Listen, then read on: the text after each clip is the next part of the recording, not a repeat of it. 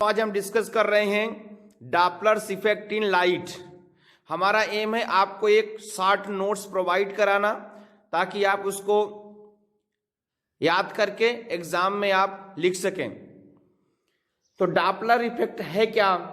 Doppler's effect के according जब भी सोर्स ऑफ लाइट और ऑब्जर्वर के बीच में रिलेटिव मोशन होता है तो ऑब्जर्वर को जो लाइट रिसीव होती है उसकी जो अपरेंट फ्रीक्वेंसी है वह सोर्स ऑफ लाइट से एक्चुअली इमिटेड लाइट की फ्रीक्वेंसी से डिफरेंट होती है।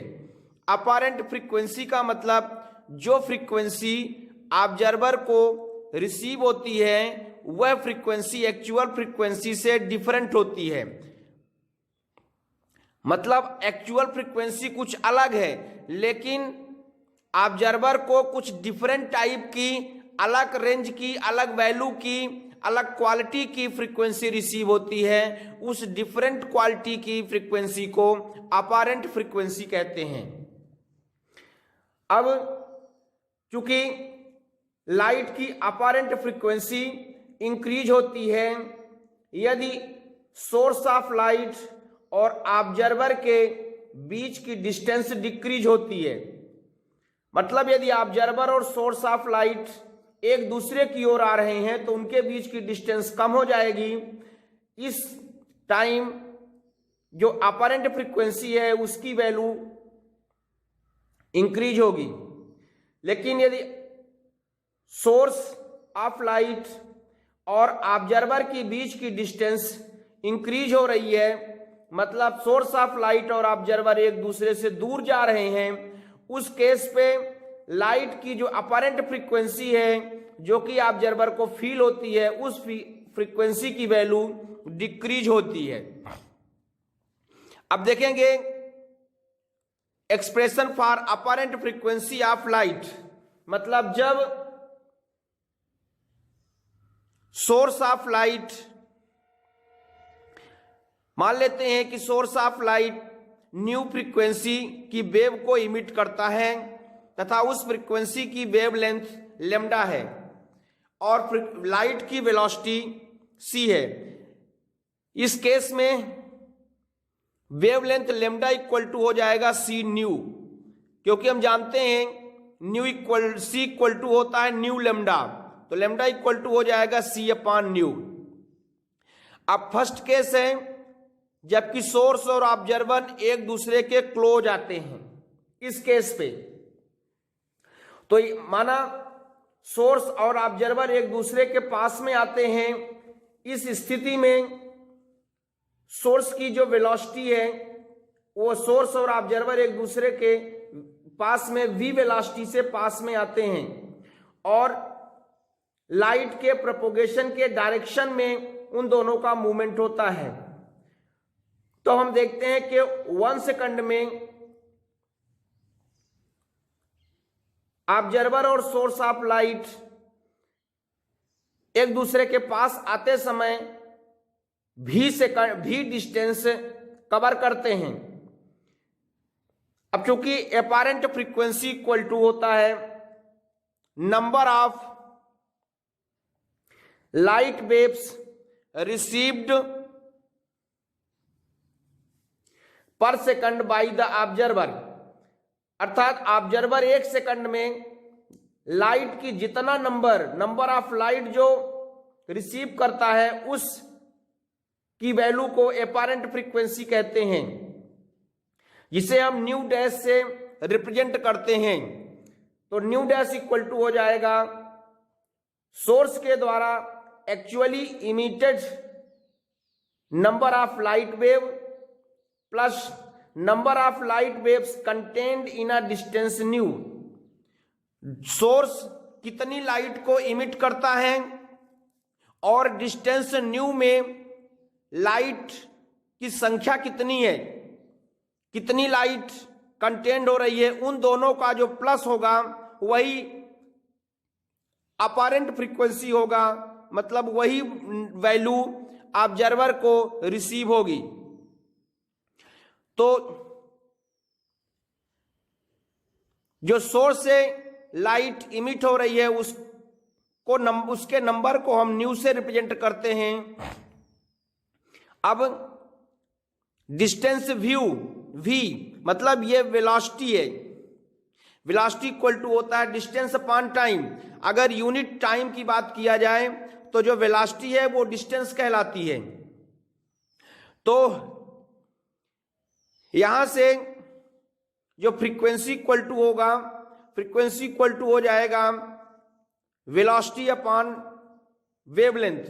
तो यहां से जो डिस्टेंस न्यू v1 पे, v1 डिस्टेंस में जितने नंबर ऑफ लाइट हैं वो number of light v1 upon lambda के इक्वल होगा। अब यहां से हम देख सकते हैं लेमडा की वैल्यू इक्वेशन 1 से c अपॉन न्यू है, तो c अपॉन न्यू की वैल्यू यहां पे पुट कर दिया गया है। अब यहां से न्यू दोनों साइड से कॉमन लिया गया है। अब यहां से हम देख सकते हैं कि न्यू डैश की वैल्यू न्यू से अधिक है,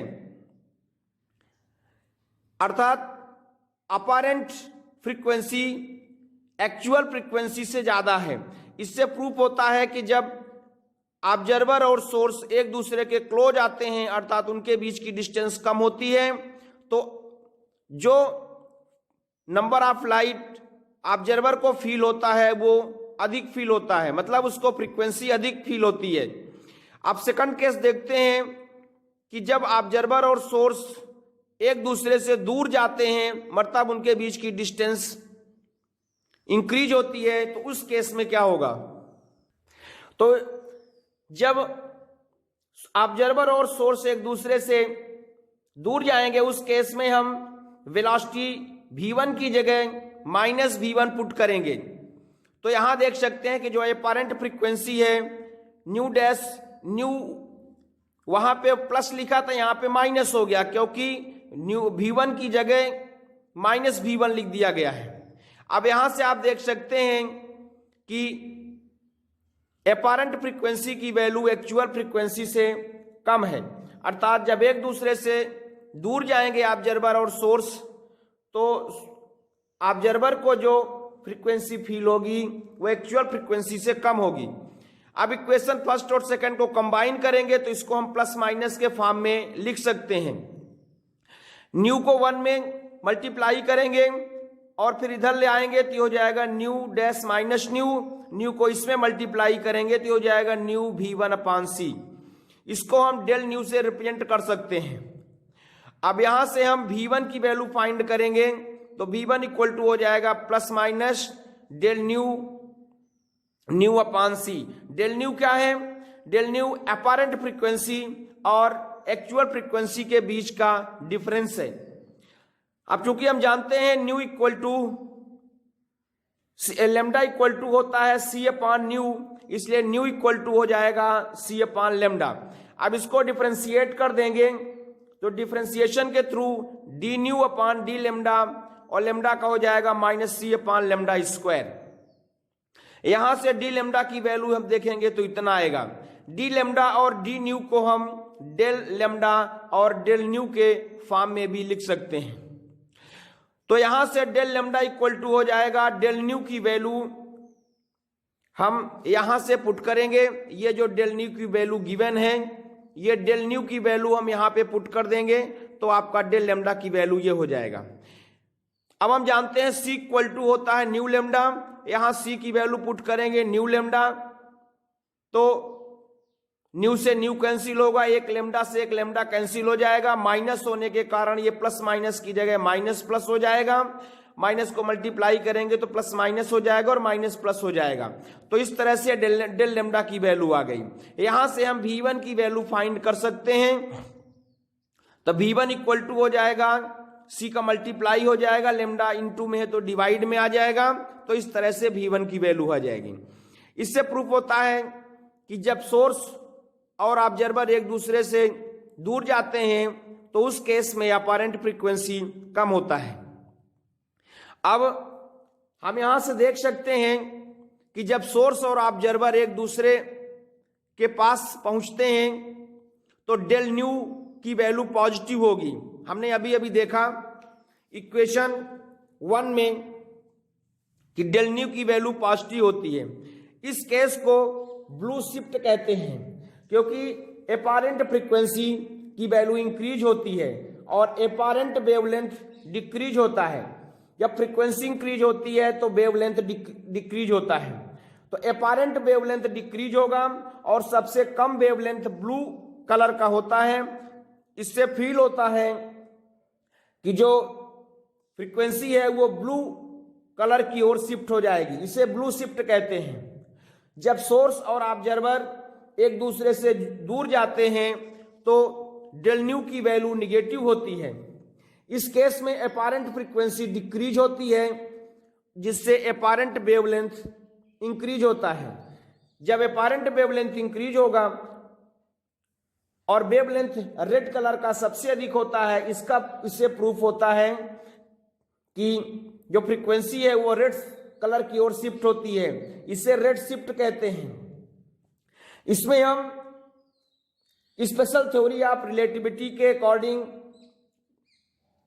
डॉपलर में मॉडिफाइड कर सकते हैं और तब इसमें जो फार्मूला होता है nu dash upon nu equal to 1 plus minus nu upon c upon 1 minus nu square upon c square, इसको अपन नेक्स्ट टाइम देखेंगे। तो दोस्तों ये हुआ डॉपलर इफेक्ट का नोट्स। आप हमारे चैनल को यदि सब्सक्राइब कर दिए हैं तो थैंक यू वेरी मच। यदि आपने अभी तक सब्सक्राइब नहीं किया तो प्लीज हमारे चैनल को आप सब्सक्राइब करें, लाइक करें, शेयर करें और अगर कोई प्रॉब्लम है तो कमेंट करें। Okay, thank you.